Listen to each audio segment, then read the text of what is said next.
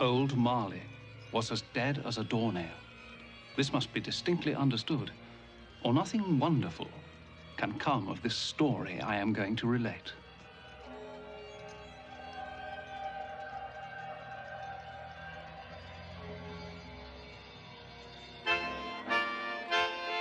On Christmas night all Christians sing to hear the news the angels bring. On Christmas night all Christians sing to hear the news the angels bring.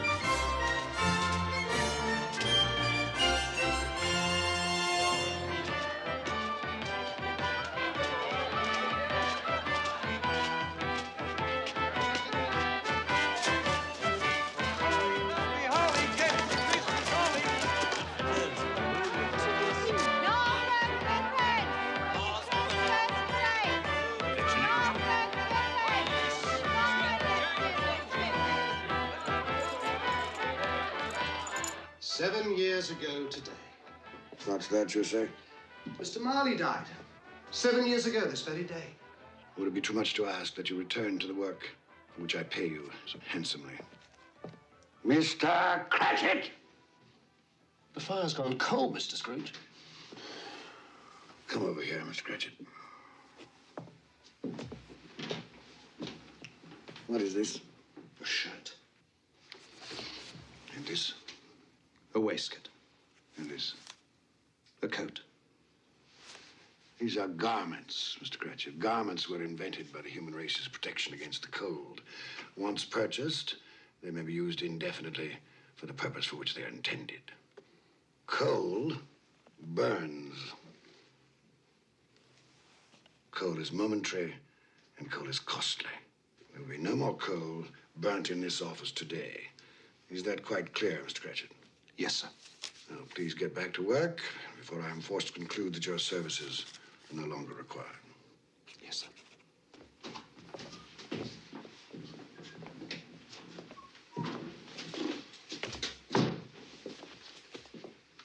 Merry Christmas, Bob Cratchit. And the same to you, Mr. Fred.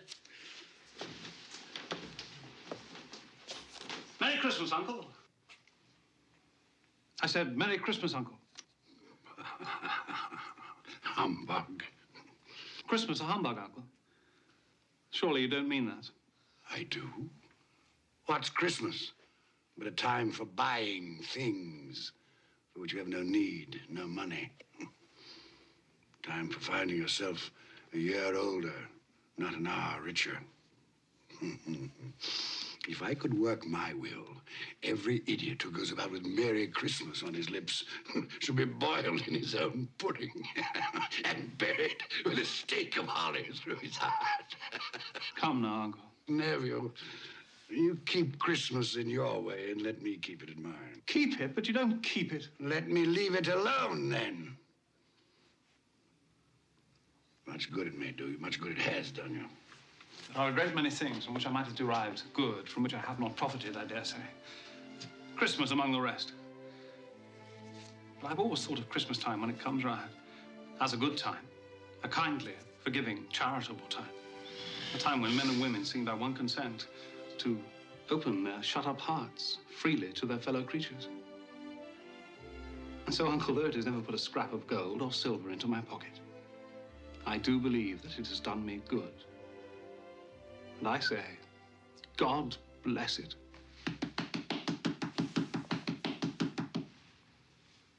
Not a sound from you, and you'll keep your Christmas by losing your situation. You're quite a powerful speaker, sir. I wonder you don't go into Parliament. Please don't be angry, Uncle. Come, dine with us tomorrow. Dine? I'd see myself in hell first. It would be a great joy to me. And to my wife. Yes, your wife. I'm told she brought very little to the marriage. A poor girl, I understand. I love her. And she loves me. Love. Good afternoon, nephew. I want nothing from you. I ask nothing of you. Why can't we be friends? You are wasting my time. I'm sorry to find you so resolute. We've never had a quarrel, so far as I know. And so I shall keep my good humor. And wish you a Merry Christmas. Goodbye. And a Happy New Year. How's that fine family of yours, Lord Cratchit? Well, sir, all very well. Good. You'll give them my best wishes. Yes, sir, I shall. Thank you for remembering them. Goodbye, Cratchit. Goodbye, sir. And a Merry Christmas. Idiot. And he's made me late to boot. I'm off to the exchange. Don't lock up a moment early. No, sir.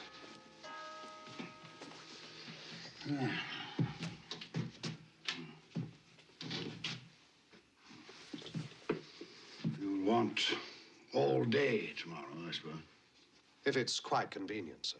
It's not convenient, and it's not fair. If I were to hold back half a crown from your pay for it, you'd think yourself ill-used, I'll be bound. But you don't think me ill-used when I pay a day's wages for no work. Christmas comes but once a year, sir. Poor excuse for picking a man's pocket every 25th of December. And I suppose you must have it. Be here all the earlier the next morning, Cratchit. Yes, sir, I shall. I certainly shall. Make sure. Yes, sir. And a Merry Christmas to you, Mr. Scrooge. Humbug. Ah.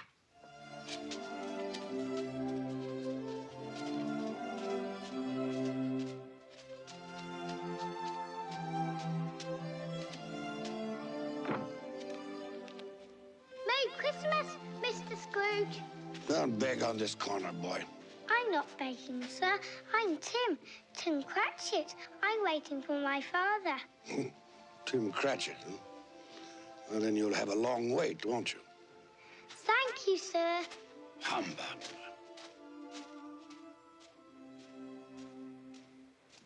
Our Saviour Christ and His Lady on Christmas Day, on Christmas Day. Our Saviour Christ and His Lady on Christmas Day in the morning. Clear the road. They with Out of the us way. Let me sail the through. ships all free on Christmas Day, on Christmas Day. They with us sail the ships all free on Christmas Day in the morning. His reason weak is and is short, and sorrow all his pay. He went to church but once a year, and that was Christmas Day.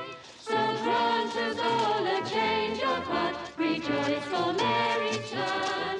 Pray peace on earth to all mankind, God bless us everyone. Pay 80 for January, pay 80 for January. Any open market? Any open market?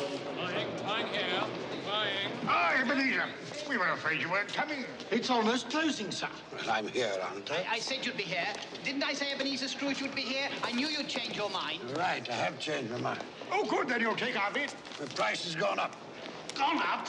But that's not possible. If you want my corn, gentlemen, you must meet my quote. Plus 5% for the delay. It's outrageous, Scrooge. You'll be left with a warehouse stuffed with corn. Well, that's my affair, isn't it? But if we pay your price, our bread will be dearer. The poor will suffer. Buy the corn someplace else. Good day, sir. Scrooge, a moment. We'll take your corn at the price you quoted yesterday. Too late. If you wait until tomorrow, it'll cost you another 5%. Damn it, Scrooge, it's not fair. No, but it's business. I'll give you a moment to make up your minds.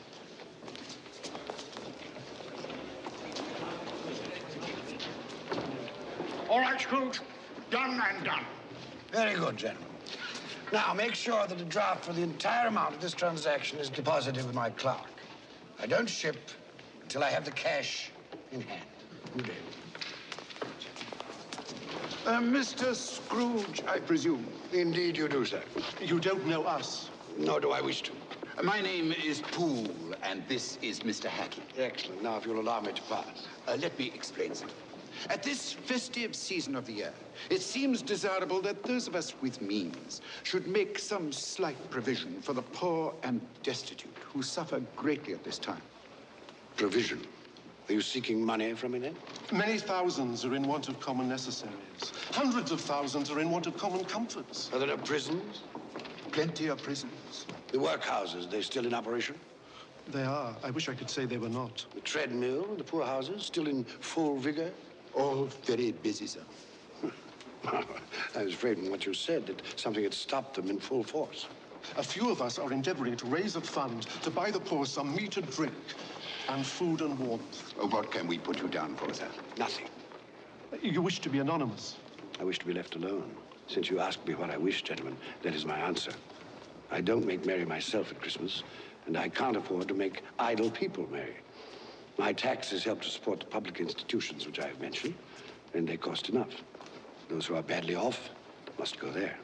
Many can't go there, and many would rather die. If they would rather die, perhaps they had better do so, and decrease the surplus population. Surely you don't mean that, sir. With all my heart. Now, if you will go about your business, gentlemen, and allow me to go about mine. Good day.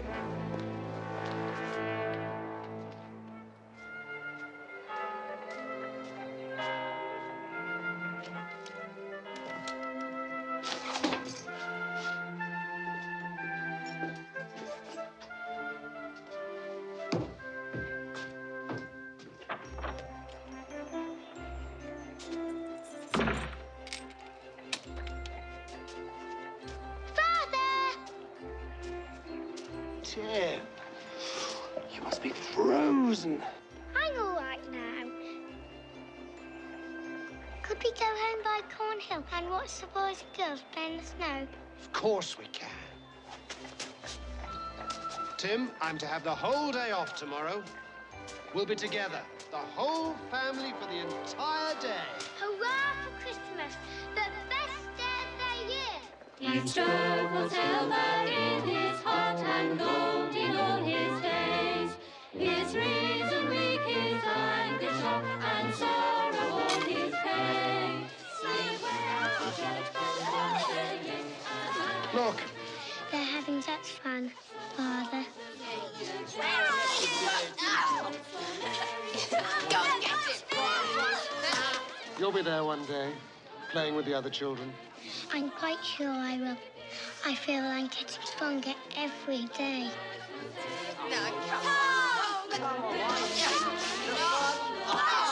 We must go home now. Your mother will be waiting for us. Yes, it's time to go home. Here we go.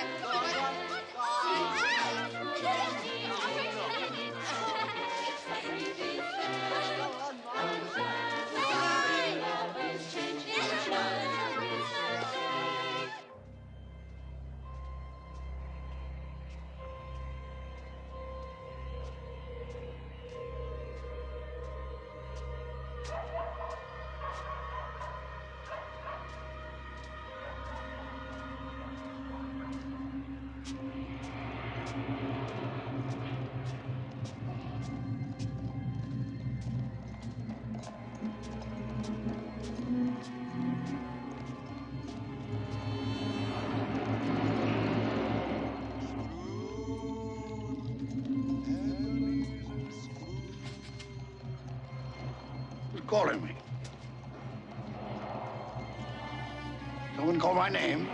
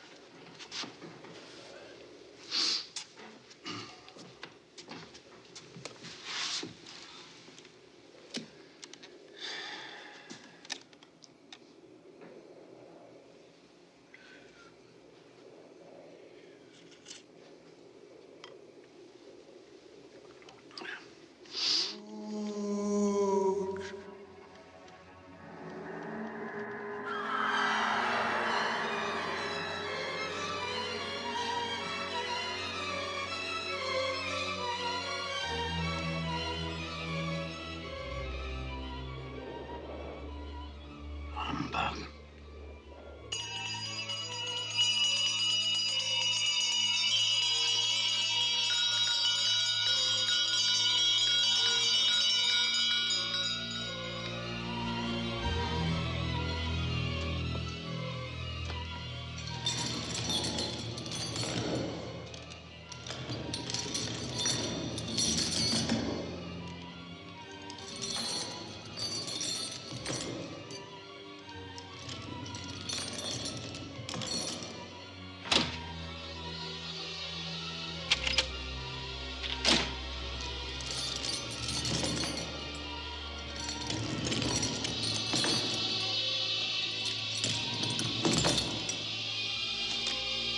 Humbug, I won't believe it.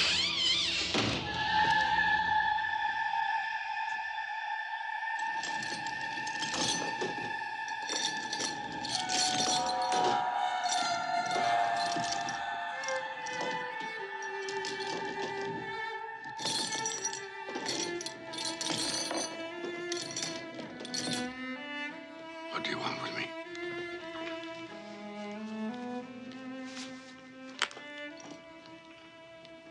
Much. Who are you? Ask me who I was. You're particular for a ghost. Who are you, then? In life, I was your partner, Jacob Marley.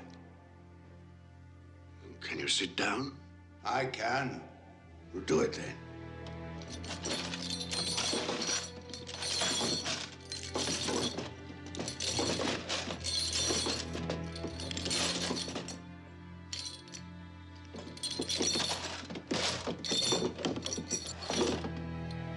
You don't believe in me.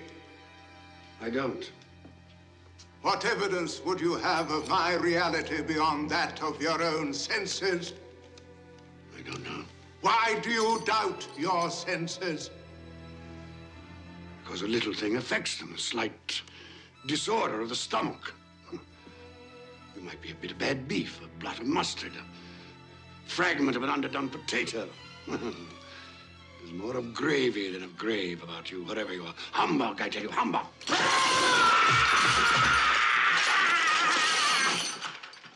Mercy. Dreadful apparition. Why do you trouble me? Man of the worldly mind, do you believe in me or not? I do, I must. But why do spirits walk the earth? Why do you come to me? It is required of every man that the spirit within him should walk abroad among his fellow men and travel far and wide. And if that spirit goes not forth in life, it is condemned to do so after death. It is doomed to wander through the world and witness what it cannot share, but might have shared, and turn to happiness. You're chained. Tell me why. I wear the chain I forged in life. I made it link by link and yard by yard. Is its pattern strange to you? Or would you know the weight and length of the strong coil you bear yourself? It was as full, as heavy, and as long as this 7 Christmas Eves ago, you have labored on it since. It is a ponderous chain. I see no chain. Mine were invisible until the day of my death, as yours shall be. Jacob, tell me more. Speak comfort to me. I have none to give. My spirit never walked beyond our counting house.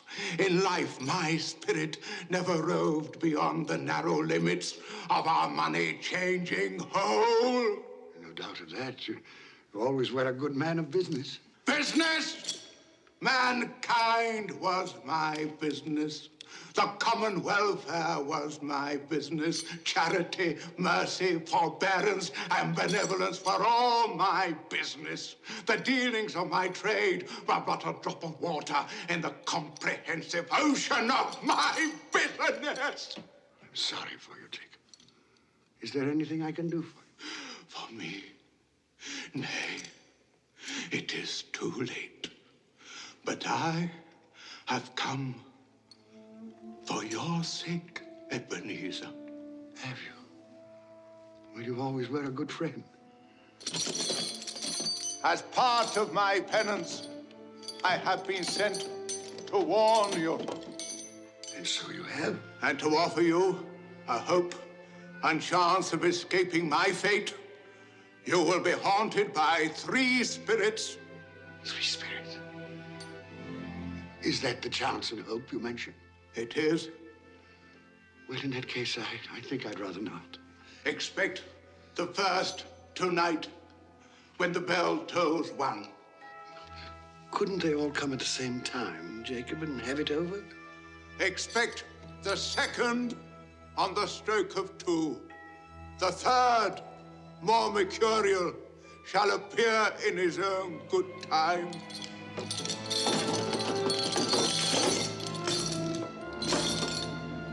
Look to me no more. Look, that you may remember what has passed between us.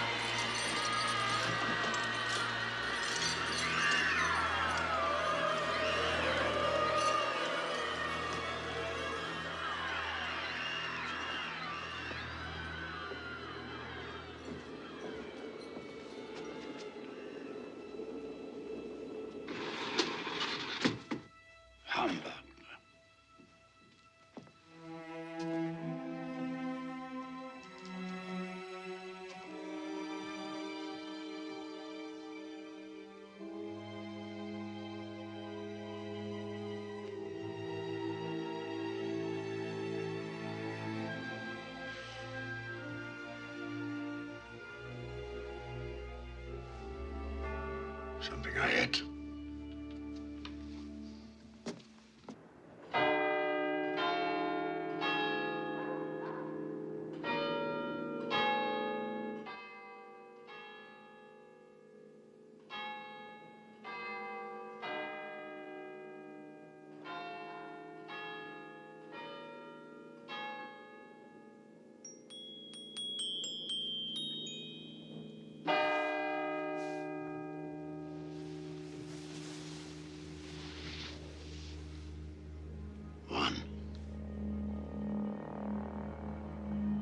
What was it Marley said?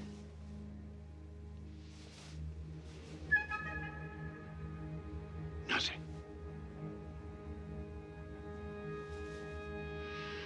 Just a dream, then.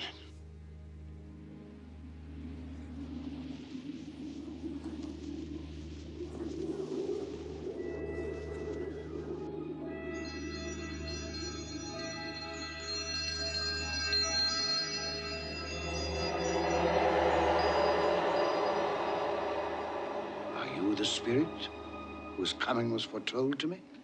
I am. Who and what are you? I am the ghost of Christmas past. Long past? No, your past.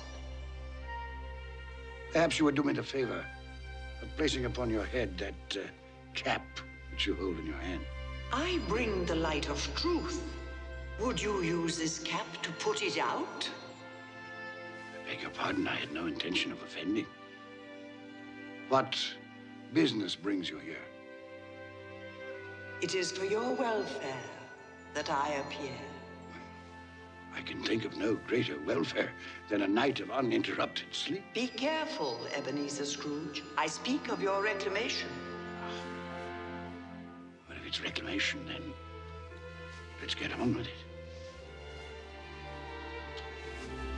Come.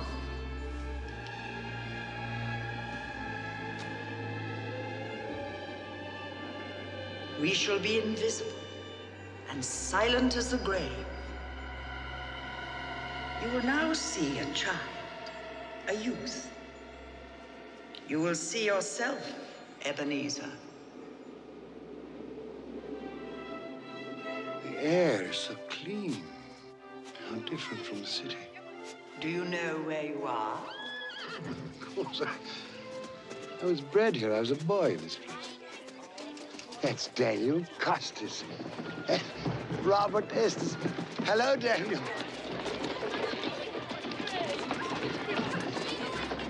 The big one there, that's David Tyler. David, look here, it's Ebenezer.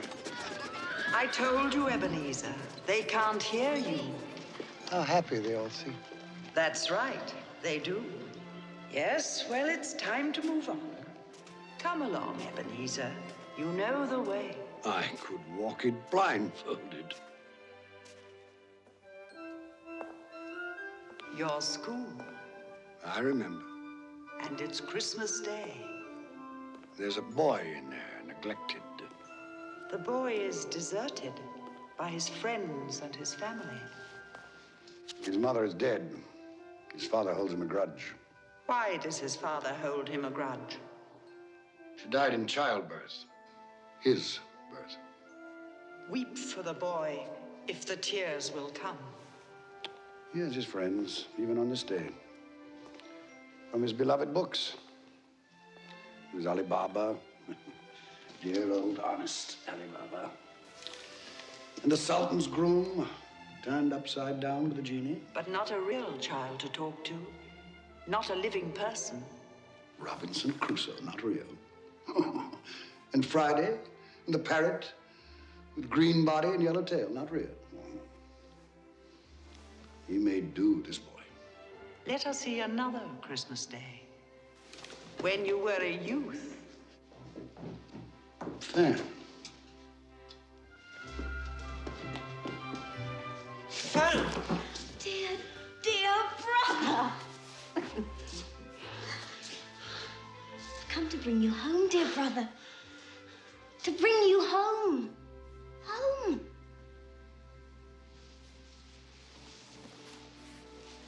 Home, little Fan. Yes. Home for good and all. Father's much kinder than he used to be. He spoke to me so gently one dear night that I was not afraid to ask once more if you might come home. And he said, yes, you should. And sent me in a coach to bring you.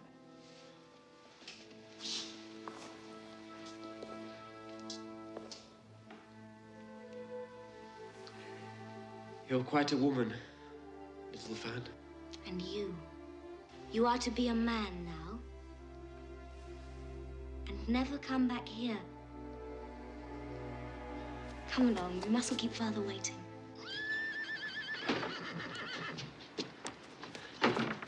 Father! There, boy, there. Stand still now. Let me look at you. They haven't been overfeeding you, that's certain. I've grown, I think. Yes, most boys do. Fan has told you won't be moving back here. Yes, sir. It's time you made your way in the world. I've arranged an apprenticeship for you. You'll move into Mr. Fezziwig's establishment in 3 days' time. 3 days, Father. I'd hoped we'd have my brother home for longer. Longer? 3 days is quite long enough for both of us. Don't you think, Ebenezer? Yes, sir.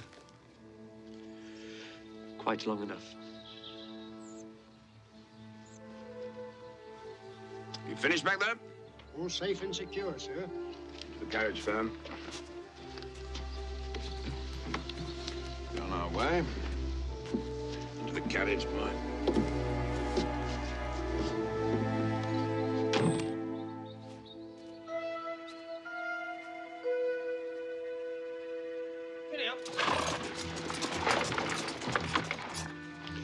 Fan pleaded for more time, but my father was very stern man.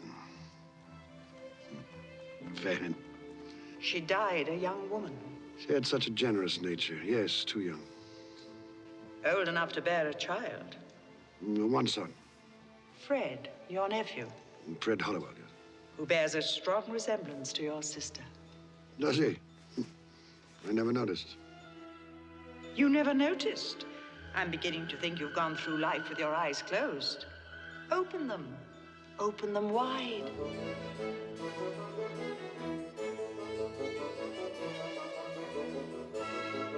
You know this man? It's old Fezziwig.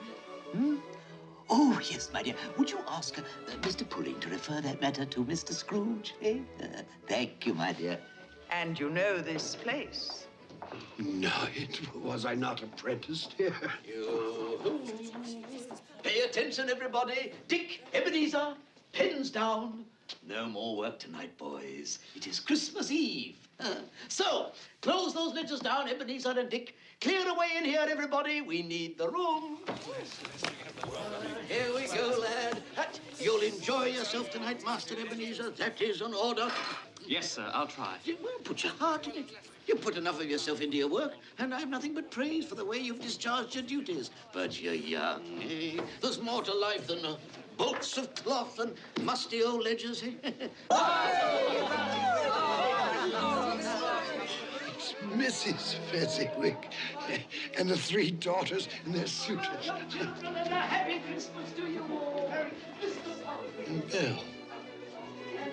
I had forgotten how beautiful she was.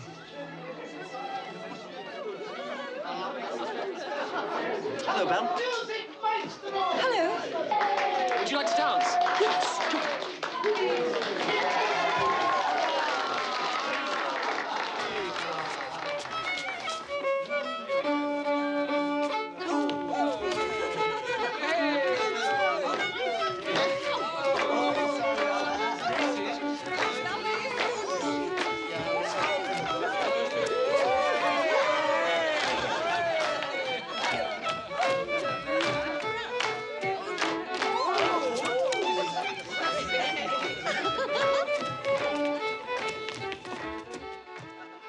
How long since you danced, Ebenezer?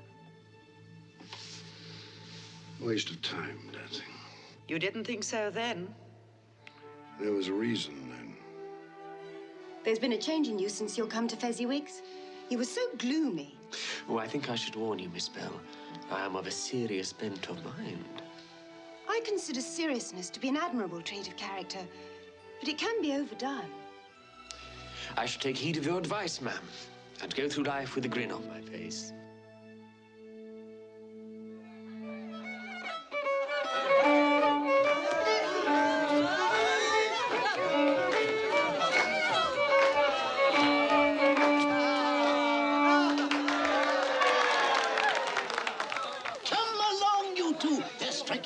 Roger de Coverley. Time enough to sample the punch when you're old and fat like me, eh? Oh, I'd best partner my wife before that young scamp goes dancing off with her. Oh, what a difference it makes, Ebenezer, to travel the rough road of life with the right female to help bear the burden, eh? What a lucky man I am! Shall we join the others, Ebenezer? My pleasure, Miss Belle.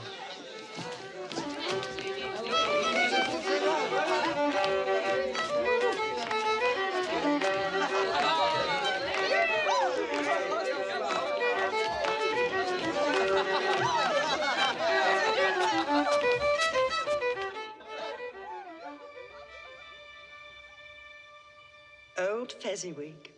A silly man. Silly? Why silly? What did he do, after all, to deserve the praises of those apprentices?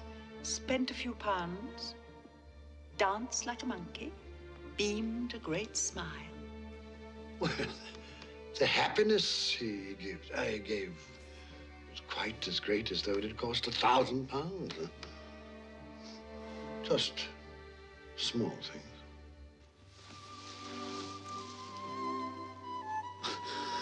Belle, are you in love, Ebenezer?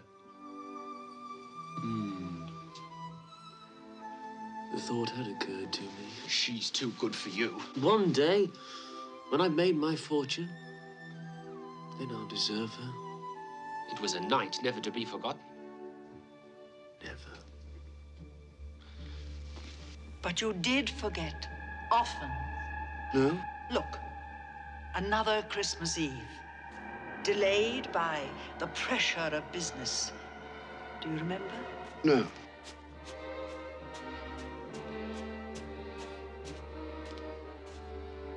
Hello, Belle. Now do you remember? I'm sorry I'm late. I thought you might not come. I know how busy you are. Well, the time of year and the nature of my business, it's important now that I use my time and opportunities wisely. Another idol has displaced me. What idol has displaced you? A golden one. All your hopes have merged into a master passion. Profit. The thought of money engrosses you. Perhaps I've become wiser. But I've not changed towards you. Our contract is an old one. It was made when we were young and our prospects limited. How often I've thought of those times. If there had been no understanding between us, would you seek me out and try to win me now? A dowerless girl with nothing but myself to bring to a marriage. You have no answer. You think I would not then?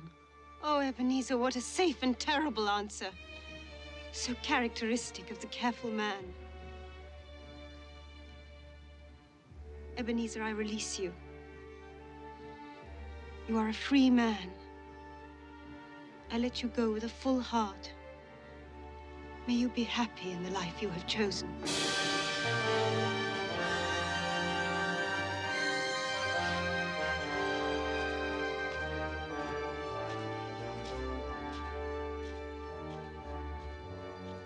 I almost went after her.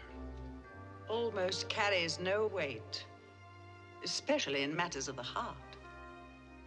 And you did have a heart, didn't you, Ebenezer? Why didn't you follow her? Upon his death, my father left me a small inheritance. Belle wished to be married, insisting that we could get along on very little. But I wanted something more for both of us. So I lent out that money, laid the foundations for financial success, which I have achieved, I may add. Congratulations. Well, thank you not to sneer. Spirit, show me no more. Conduct me home. You have explained what you gained. Now I will show you what you have lost. Belle. Yes, Belle. And those are her children. Oh, darling, he's wonderful, isn't he? Oh, Lord, what a brood.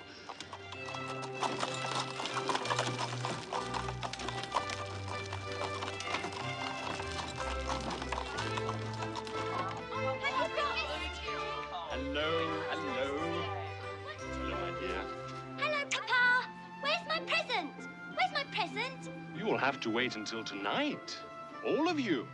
Presents on Christmas Eve, as usual. Fancy. It might have been mine. The same thought occurred to me. I saw an old friend of yours in the city this afternoon. Who was it? Guess. I can't. I don't know. Ebenezer Scrooge. Mr. Scrooge it was. I passed his office window and it was not shuttered. He had a single candle lit upon his desk. His partner, Jacob Marley, lies on the point of death, I hear. And there he sat, Ebenezer Scrooge, alone. Quite alone in the world, I do believe. Poor Ebenezer. Poor wretched man. Spare me your pity. I have no need of it. They can't hear you. And as for you, I've had enough of your pictures from the past. Leave me. Haunt me no longer. Truth lives. Truth lives. Truth lives. Truth.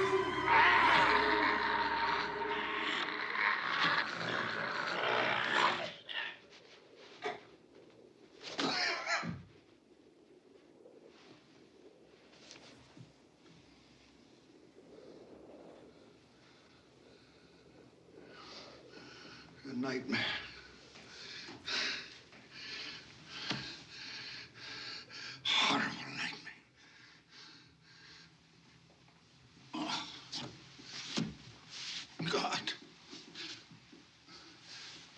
me sleep.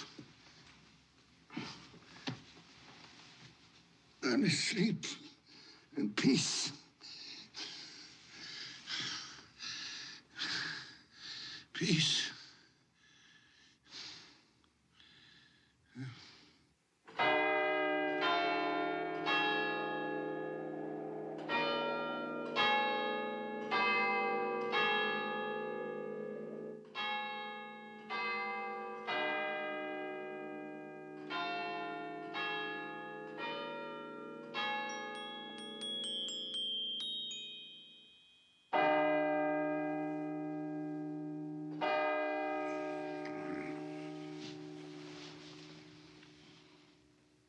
Two.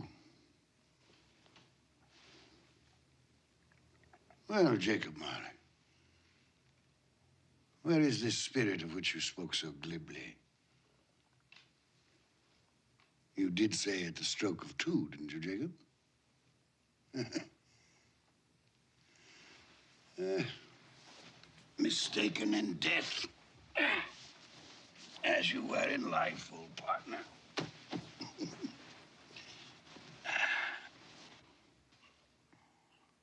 Ebenezer Scrooge!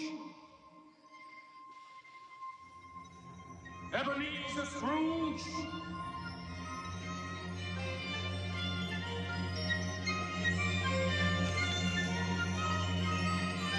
Come in!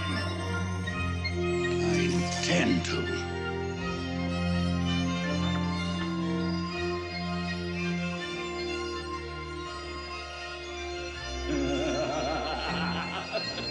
Come in and know me better, man.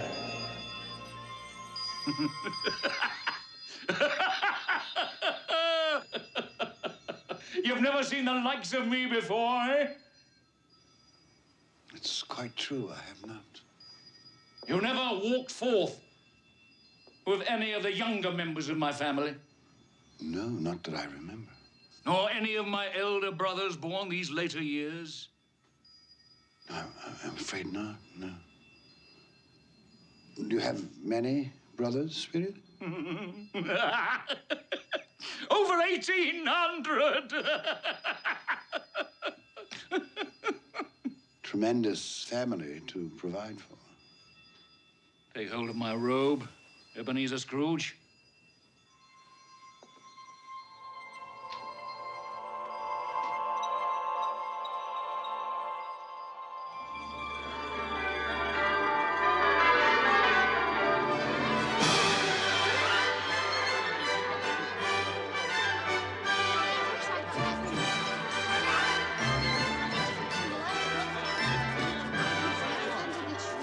What day is it now? Don't you know? Christmas morning.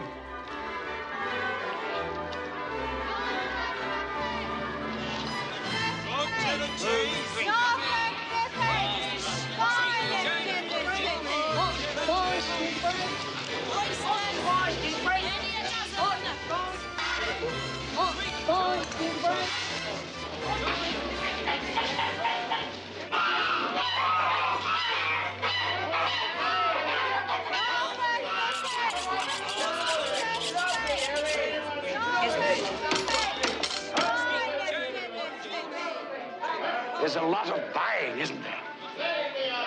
Oh, Ebenezer, is that all you can see? Follow me, and I'll show you to what good use these wares can be put. Is there some peculiar power which emanates from your torch? Oh, yes. There is.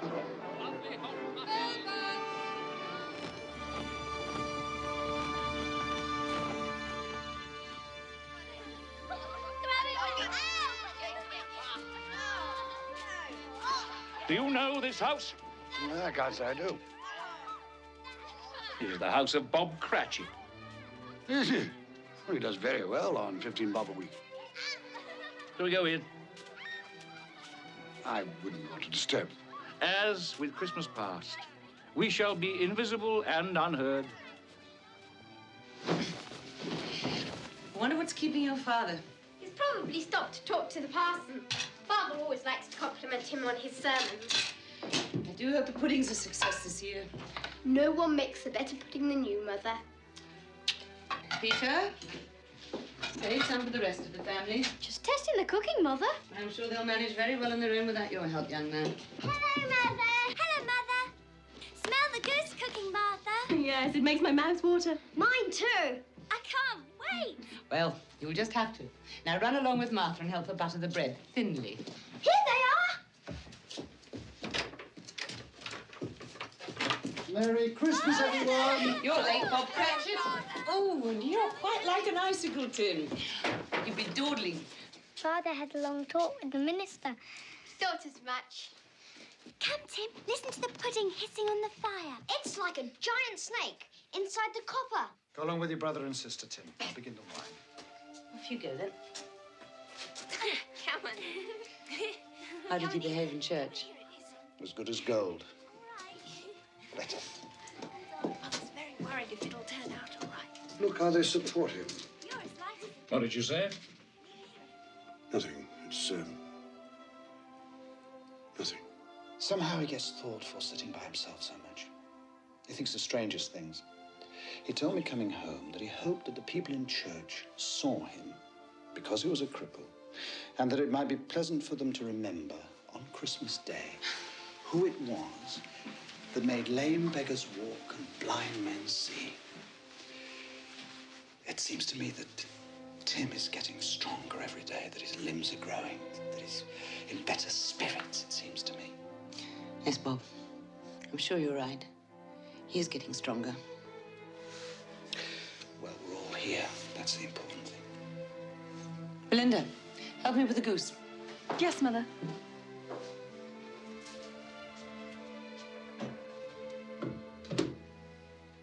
Peter, I have some good news for you. I met by chance this morning at church a fine gentleman, Fred Hollywell by name.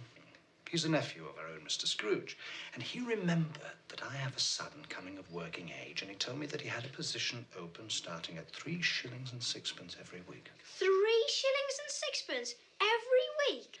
So, if you are agreeable, you may start work on Monday next. Now I can begin to help you and Mother. More important, you shall be embarking on a fine career. To start a boy at 3 and 6pence a week. Hey, it's typical of my nephew. It's no wonder he's never been able to put by a penny. Perhaps he's put by more than money. Fred? He's doing this to spite me, you know? Employing the son of my employee at an exorbitant wage.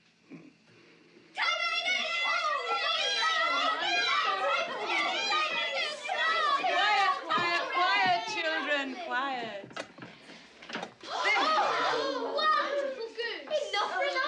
Soap around and Chris. Mother, you've outdone yourself. Is it all right, then? Hurry, Father, cut the goose. I can't wait.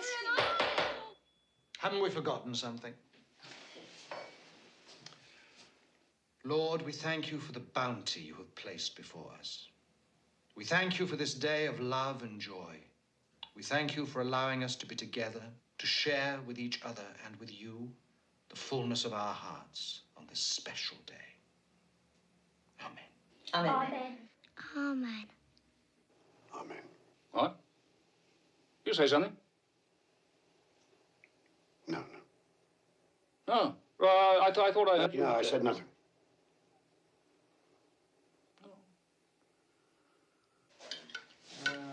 Peter. Alice. Linda. Potato, Alice? A very small goose. It's all Bob Cratchit can afford. Me. Are we all served? Yes. Then let's begin. And a Merry Christmas to us all. A Merry Christmas to us all. And God bless us, everyone.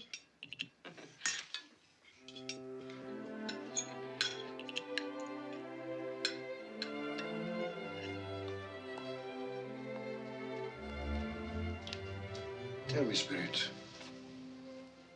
will he live? I see a vacant place at this table. I see a crutch without an owner, carefully preserved. If these shadows remain unaltered by the future, the child will die. No, say he will be spared. If these shadows remain unaltered by the future, none other of my species will find him here. But if he is to die, then let him die, and decrease the surplus population. You use my own words against me. So perhaps in the future you will hold your tongue until you have discovered what the surplus population is and where it is. It may well be that in the sight of heaven you are more worthless and less fit to live than millions like this poor man's child.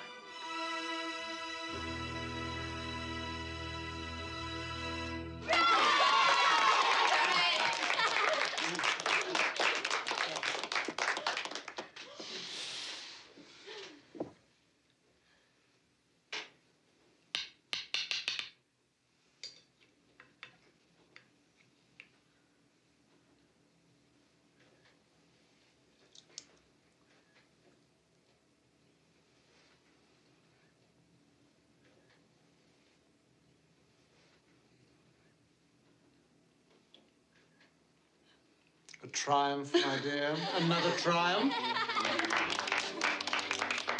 I told you so, Mother. Oh, it's a success. What a relief for Mrs. Cratchit. Now their feast is over.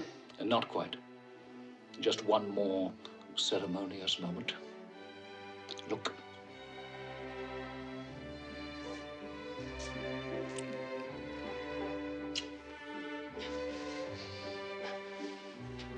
Now, I would like to propose a toast to Mr. Ebenezer Scrooge, the founder of our feast. Mr. Scrooge.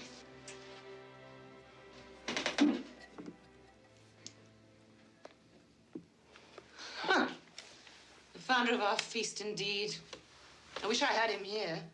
I'd give him a piece of my mind to feast upon and hope he had a good appetite for it. My dear, the children, it's Christmas Day. It should be Christmas Day, when one would drink the health of such a stingy, odious, mean, hard, unfeeling man as Mr. Ebenezer Scrooge. My dear, have some charity.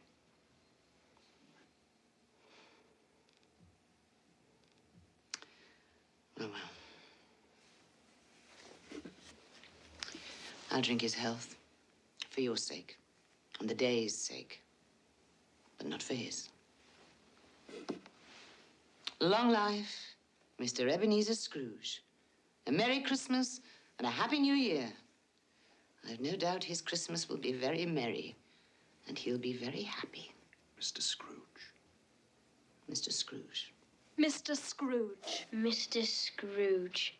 Mr. Scrooge. Mr. Scrooge.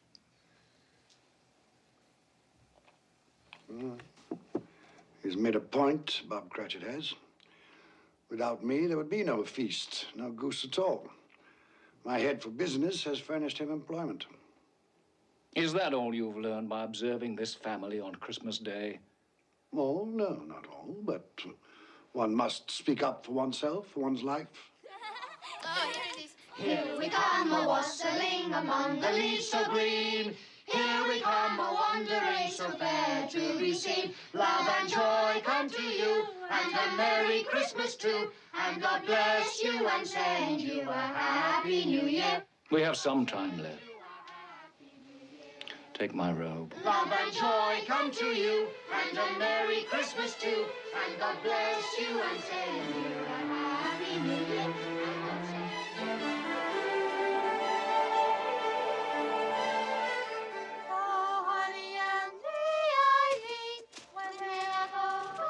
Where are we now? Just a street. Any street. This house. We'll go in here. Think it might amuse you. I'm in no mood to be amused.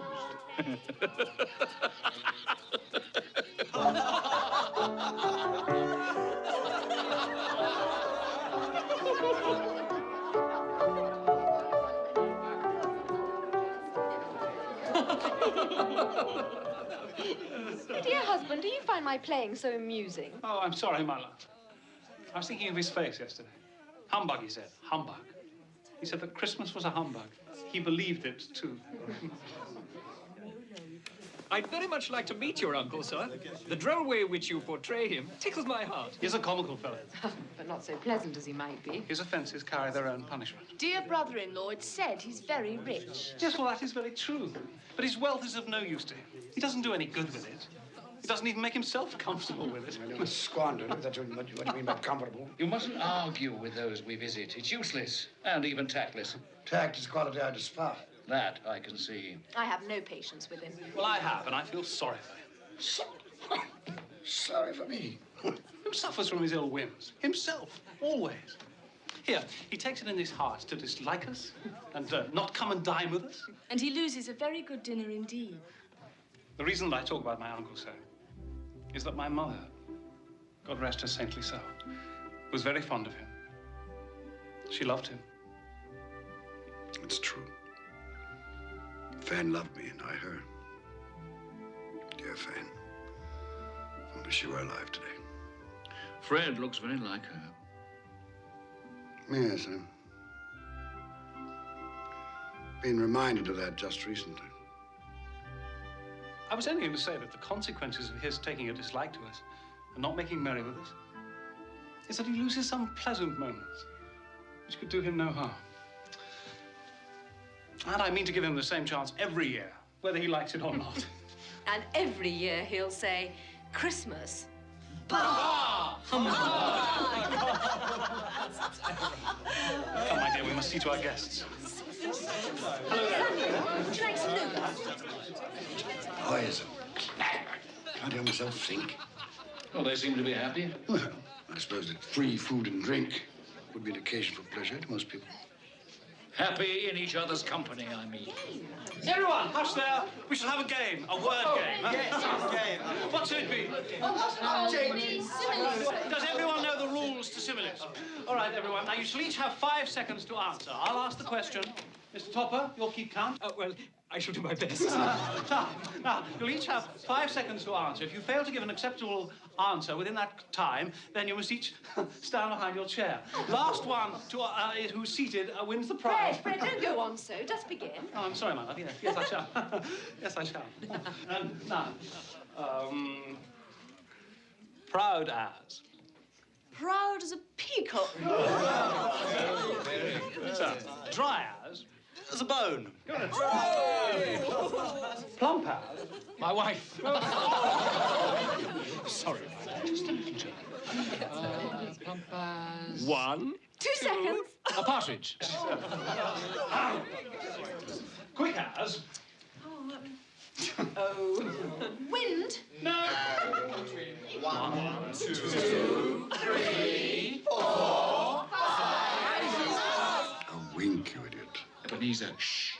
You said they could neither see nor hear us. That's quite true. Oh, yes, sorry. Even I forget the regulations sometime. After all, I do not come back very often. Shh, I'm trying to listen to the game. Modest as. A maiden. No. Well, I'm sure it's a well-known simile. Well, I was thinking of modest as a violet. Right. However, I will accept your answer. Janet. Attend. Tight as. Tight as... A drum. Anyone knows that. Tight as. Not very bright, my nephew's wife. Tight as your Uncle Scrooge's purse strings. Oh, Janet, that's quite wrong. And your time is up. You've lost and you must stand behind your chair. Tight as a drum. That's what I was thinking of. Good for you, Fred. The boy's got a head on his shoulders. And as for the laughter at my expense, Spirit, I'm inclined to overlook it in view of the general gaiety of the evening. It is now time to leave this pleasant scene. We have one more visit to make before my time is done. Take hold of my robe. Sly as. A fox! Yes. Red as. Red as a rose. Yeah. Silent as. The night. No. A mouse. Not at all. No, I know. The grave. Where are we now? I'm sure I don't know this place. The name would mean nothing to you. It's a place, like many in this world.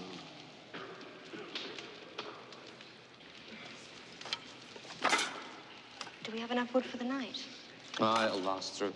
At least there's one thing still free in this country. Mary, Peter, they're cooked. They're too hot. It'll be cold soon enough.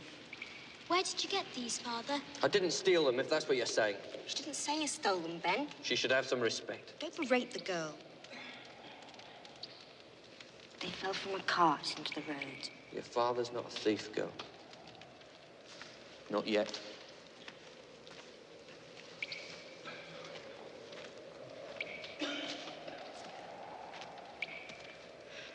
Why are these people out here? Men and women in rags, children eating scraps. They're institutions. Have you visited any of them, these institutions you speak of? No, I'm taxed for them. Isn't that enough? Is it?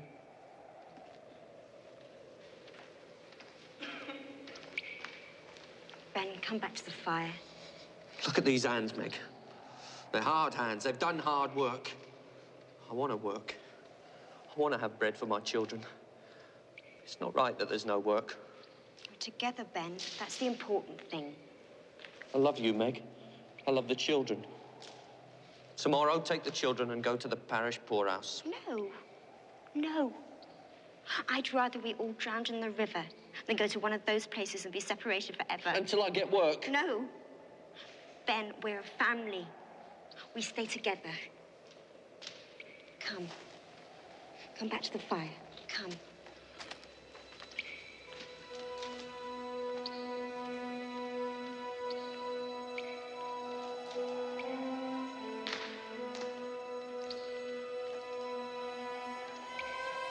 How do you show me this?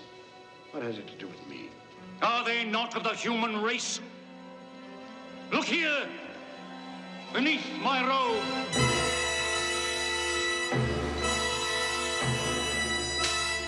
Look upon these.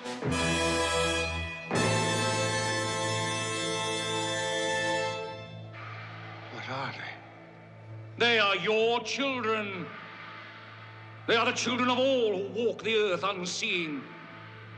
Their names are ignorance and want. Beware of them. For upon their brow is written the word doom. They spell the downfall of you and all who deny their existence. Have they no refuge, no resource? Are there no workhouses? Are there no prisons?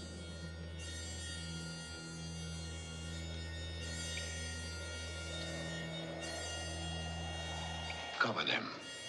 I do not wish to see them. I thought as much. They are hidden. But they live. Oh, they live. Well, time has come for me to leave you, Ebenezer Scrooge. Leave? Leave me here? Oh, yes. Well, you cannot. Take me back to my bed. It's too late. It's cold. The place is strange. Don't leave me.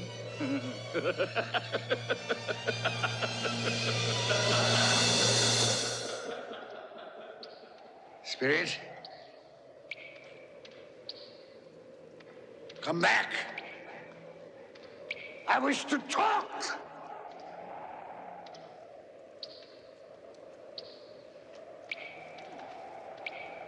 Perhaps I have made a mistake here and there. Talked too quickly about matters to which I gave no great thought. Very well, we'll have a give and take. Come to some meeting of the minds. I'm a reasonable man. Spirit! Have pity on me. Don't leave me.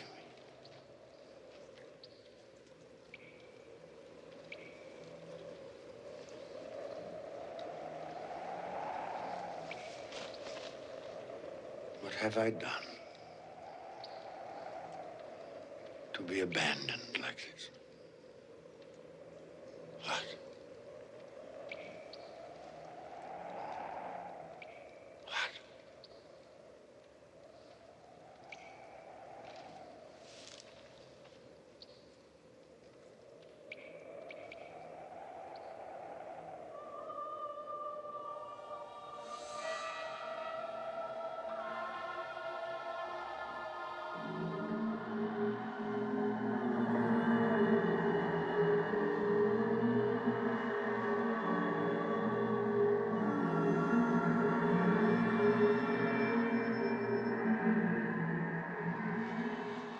Are you the spirit which Jacob Marley foretold would visit me?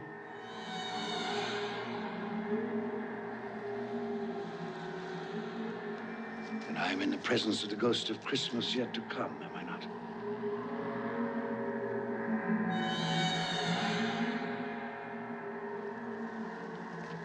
You're about to show me the shadows of the things that have not happened, but will happen in the time before us. Is that so? I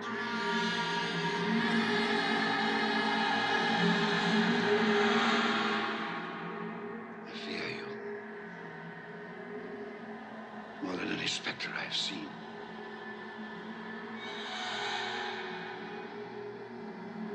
I am prepared to bear your company. Will you not speak to me? Very well. Lead on. Night is waning fast. Time is precious to me.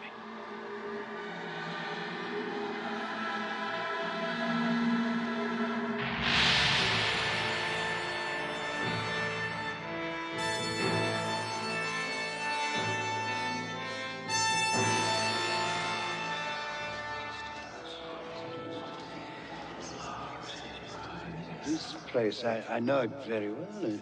The exchange, it's like a second home to me.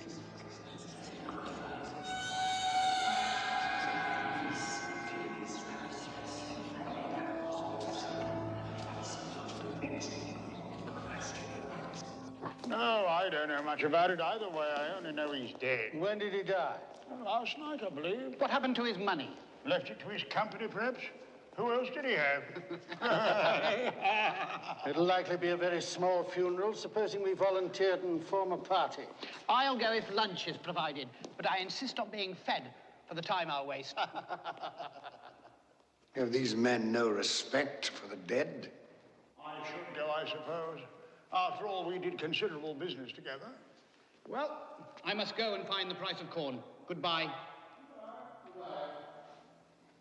How was I privy to that conversation? What purpose could it have for me?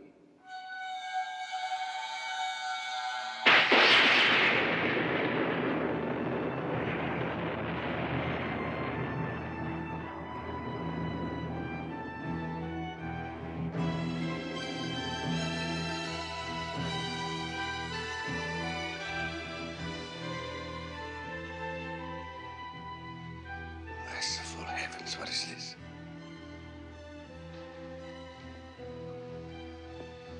Spirit, this is a fearful place. I wish to leave it.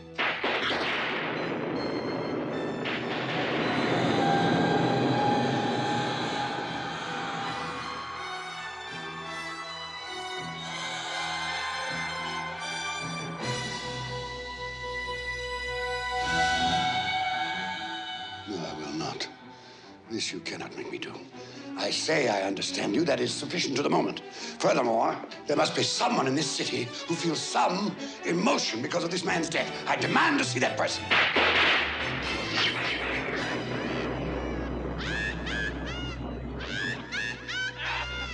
This is a most foul part of town. We must have made a mistake, taken a wrong turn.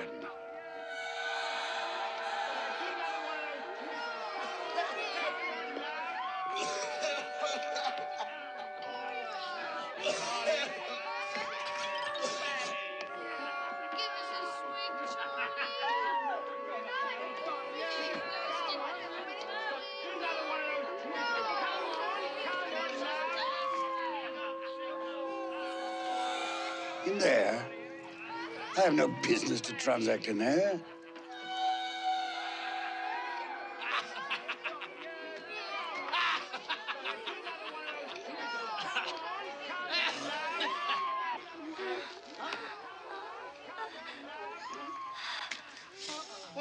it up, Mrs. Dilber. I might pay you for goods I haven't seen. You'll not ask me how I came by these? Every person has a right to take care of himself. That's my motto. Well, he always did. And who's the worse for the loss of a few things? Not a dead man, I suppose. No, indeed. I mean, if he'd wanted to keep him after he was dead, the wicked old screw, why wasn't he more natural in his lifetime? If he had been, he'd have had someone to look after him when he was struck with death. Instead of lying there, gasping out his last, alone, by himself.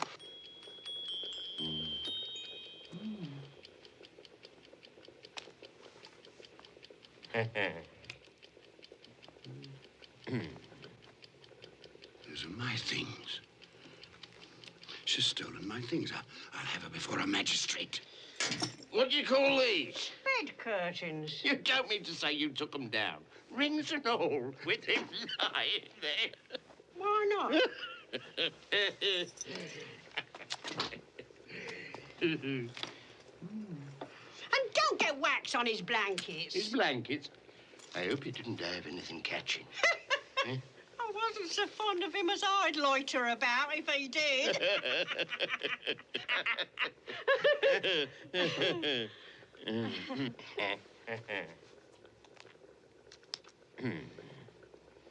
Well, what's your offer then? 4, 6, 5, 3, 6, 2, 4. Those are not my things. Yes, they are similar, but the person she speaks of, that could not be me. A similarity, perhaps. £1.5 3. Not a penny more if I was to be boiled for it. You're ardent, Joe, and no mistake. I'm always kind to the ladies. That's the way I ruin myself. Spirit, what perversity is this? I asked to see some emotion in connection with this man's death. You show me only greed and avarice. Let me see some tenderness, some depth of feeling.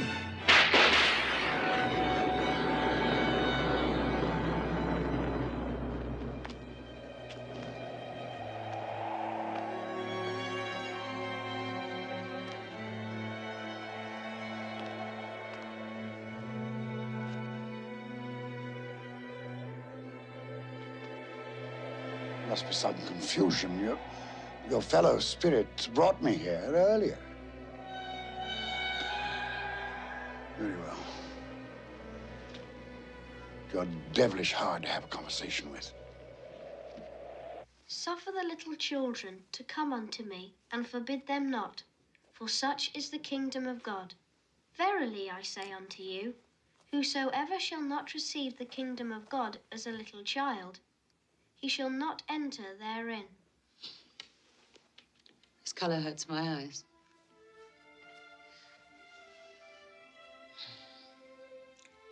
It's better now. This work makes my eyes red. And I wouldn't show red eyes to your father when he comes home. Not for the world. It must be nearly his time. Past it, rather. I think he walks slower than he used to these last few evenings, Mother. Yet I've seen him walk home with Tiny Tim on his shoulders very fast indeed. And so have I.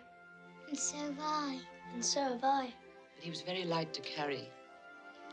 And your father loved him so that there was no trouble. No trouble. There is your father now. Hello, Father.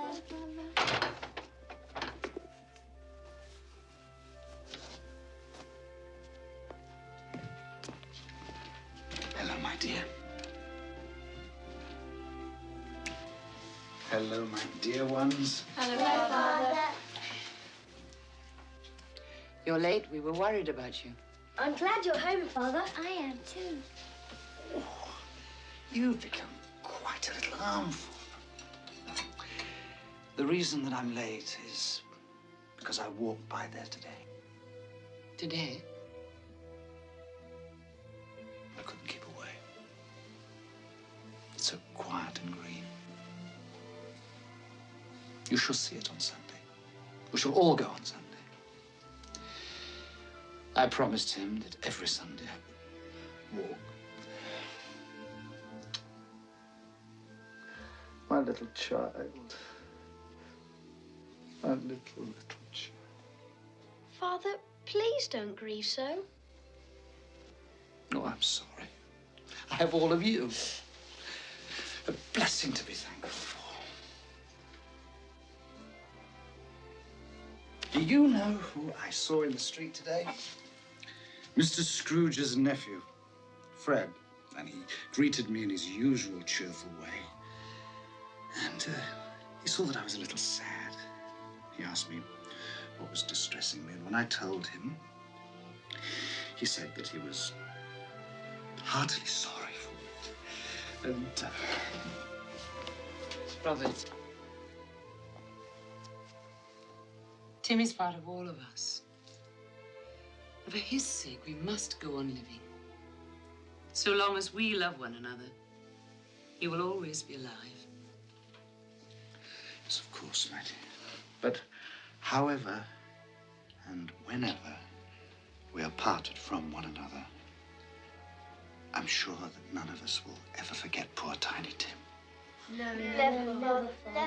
And when we recollect how patient he was and how mild, although he was but a little child, I'm sure that we will not easily quarrel among ourselves. I am a happy man. I am a truly happy man. I asked for tenderness and depth of feeling. And you've shown me that. There's nothing more I need see. Take me home.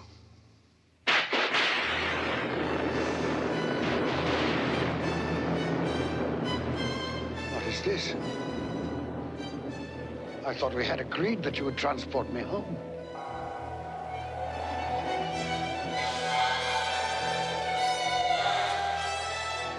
Inspector, something informs me that the moment of our parting is at hand. I know it, but I know not how. Tell me, what man was that whom we saw lying dead?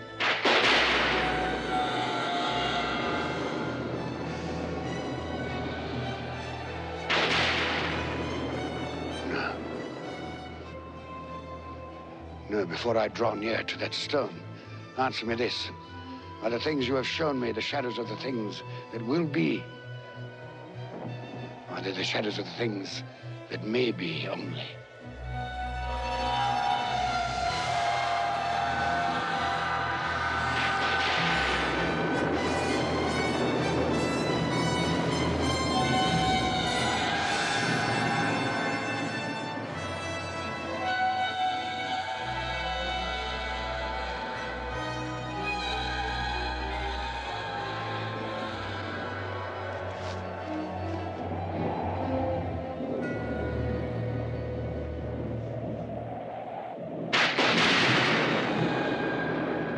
Men's courses will foreshadow certain ends. I accept that.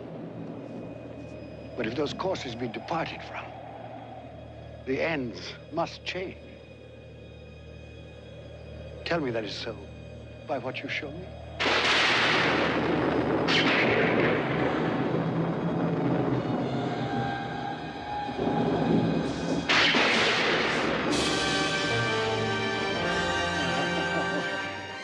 Dear me, I am not the man I was.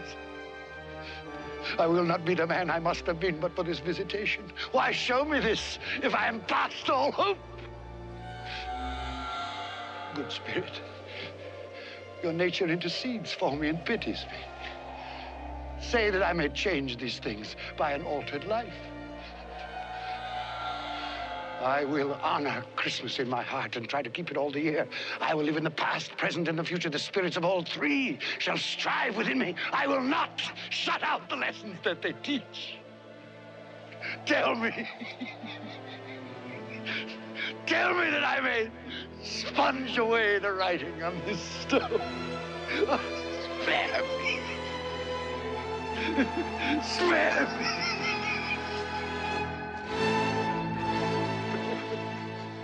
Spare me.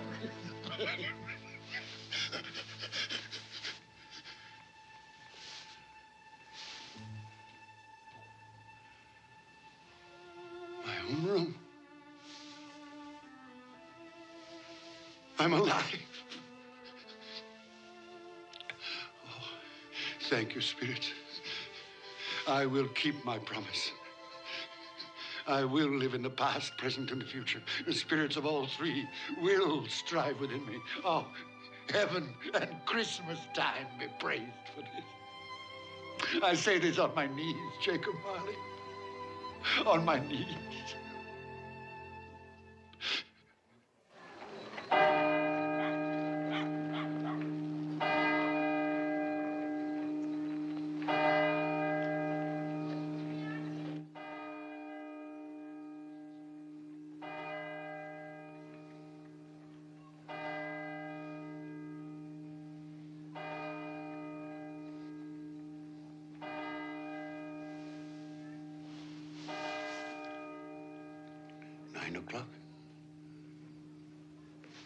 And daylight. But what day? Hello, you there, boy. Me, sir? Yes, you, my good fellow. What day is today? Today? Why, it's Christmas Day, of course. Christmas Day. I haven't missed it. The spirits did it all in one night. Well, they can do anything they like. Of course they can. Hello, my fine fellow. Hello. Do you know the poulterers in the next street but one, on the corner? I should hope I did. Intelligent boy, remarkable boy. Do you know if they've sold the prize turkey that was hanging there? What, the one as big as me? Delightful boy. Pleasure talking to you. Yes, the one as big as you. It's hanging there now. Well, go and buy it. Yes, go and buy it and bring them round so that I may tell them where to deliver it. Come back with the man, I'll give you a shilling. Come back in less than 5 minutes, I'll give you half a crown.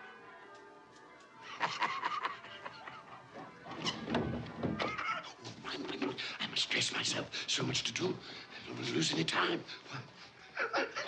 I was light as a feather. I'm as happy as an angel. I'm as merry as a schoolboy. I'm as giddy as a drunken man. Merry Christmas to everybody, and a Happy New Year to the world!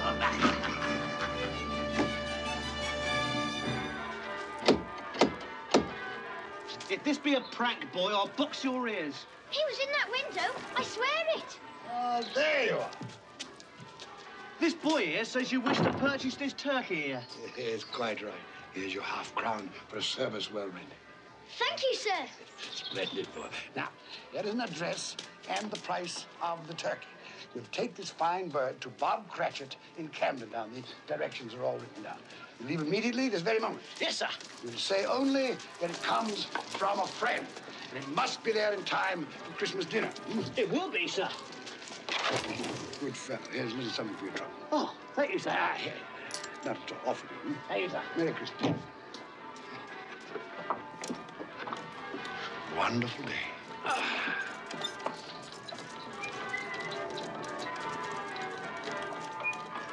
So grant us all a change of heart.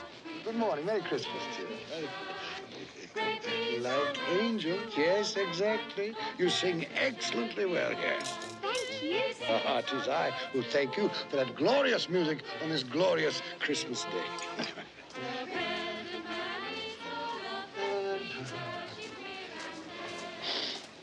Good morning, gentlemen. Oh, gentlemen, good morning, gentlemen. Merry Christmas to you. Mr. Scrooge, Yes, that is my name. I fear it is not pleasant to you. Allow me to beg your pardons, and please accept my pledge to the poor and needy for... Lord bless me.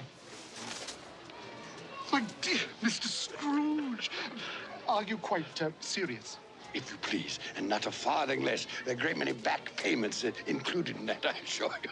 What can I say to such generosity? Don't say anything. But dear sir, will you come and see me? We will. Oh, we will indeed. I'm very much obliged. Thank you 50 times. Thank you, sir. Bless you. Thank you. The orphans and widows may be right. Yes? Bob Cratchit? Yes? This is for you. Well, there must be some mistake. You are Bob Cratchit? Yes. Well, there ain't no mistake. I didn't order this. This here prize turkey was bought and paid for by a gentleman to be delivered to Bob Cratchit and family in time for Christmas dinner. What gentleman? What's his name? Anonymous. He wishes to remain anonymous. Anonymous, you said? That's what he said, an anonymous gentleman. Well, who could have sent it? I have no idea. Perhaps it's a mistake. That's what I thought. It's got our name and address on it, though. What should we do then? I say we cook it and eat it and have the best Christmas feast we've ever had in our lives. And I say, Mrs. Cratchit, what a splendid idea. And God bless us all, everyone. And God bless us all, everyone.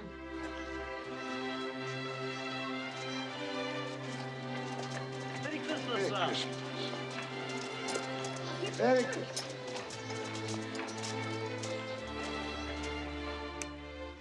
Oh, Fred.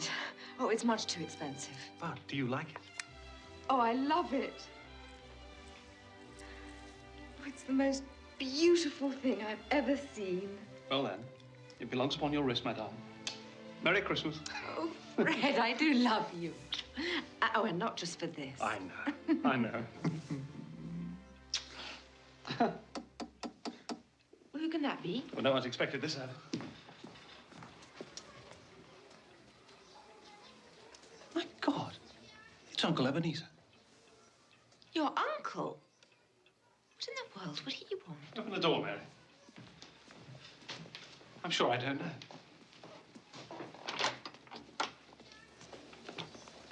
Fred. Uncle Ebenezer. May I come in? Yes, come in. Please. Thank you. Do come in. Good afternoon, madam. Merry Christmas to you. Merry Christmas to you. Oh, Uncle Ebenezer. This is my wife, Janet. Janet, this is Uncle Ebenezer. It's a pleasure. More like a surprise, wouldn't you say? Well, that, too. Well, that's quite true. Quite honestly, it is a surprise. When we spoke yesterday, you made it quite clear, it seemed to me, at least, that you had no intention of accepting my annual invitation. I made other things clear, too, didn't I, Fred? That Christmas was a humbug, waste of time and money. A false and commercial festival, devoutly to be ignored. Yes, basically that was it. Well, I've come for 3 reasons.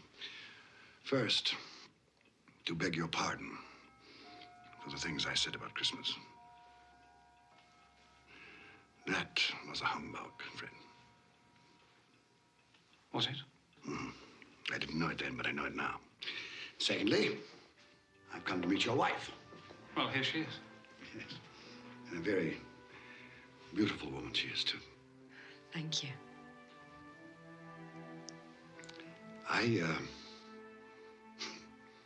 I was in love once. Would you believe that? Yes. That I possess neither the courage nor the optimism, perhaps the depth of feeling that you two have. Thirdly, if the invitation to dine with you today is still in force, I accept. Of course it's still in force. Hurrah! I was sure that one day... You were sure, were you? Well, apparently you were right. Yes, I should like to dine with you and your friends. You'll be more than welcome. You like games, don't you? Yes. Yes, as a matter of fact, I do. Do you ever play similes? It's one of our favorites. Perhaps we could play today. Quite possibly. I'm very good at it. And should the phrase tighter be thrown out, the answer is a drum. Why, yes, so it is. Good.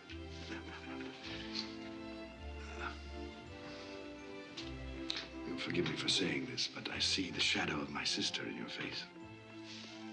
I loved your mother, Fred. For a time there, I forgot just how much I loved her. Perhaps I chose to forget. Well, now, if it isn't too much trouble, I should like to sample some of that punch for which you're so famous. Of course. You've made us both very happy, Uncle Ebenezer. Have I? Yes. God forgive me for the time I wasted.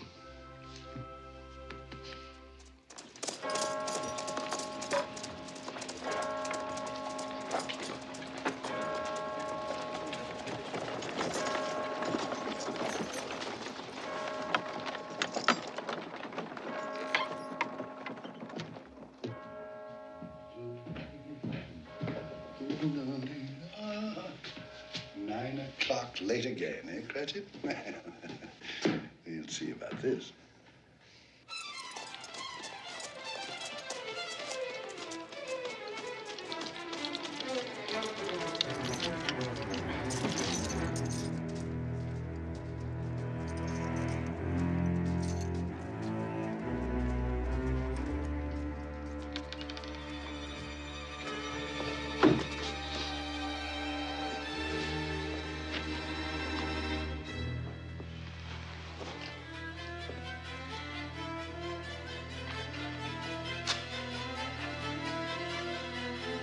Mr. Cratchit! Yes, sir.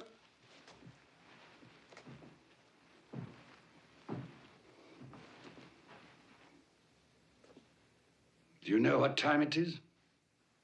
Yes, sir. What time is it? 18 minutes past the hour, sir. 18 and a half minutes past the hour. What do you mean, coming here this time of day? I'm sorry, sir. I am behind my time. Yes, I think you are. Step this way, sir, if you will, please. It's only once a year, sir. It shall not be repeated. I was making rather merry yesterday. Well, I'll tell you, my friend, I'm not going to stand for this any longer. Therefore, I am going to double your salary. Double my salary, sir? Yes, Bob.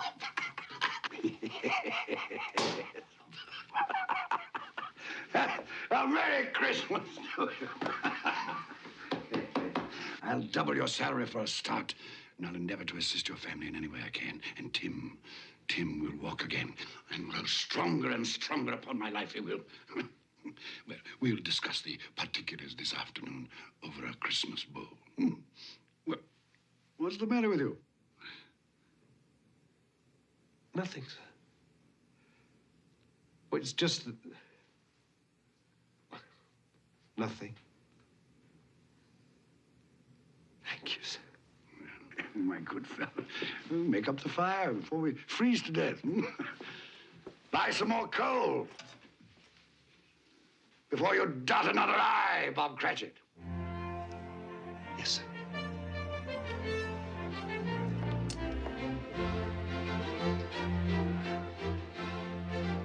Ebenezer Scrooge was better than his word.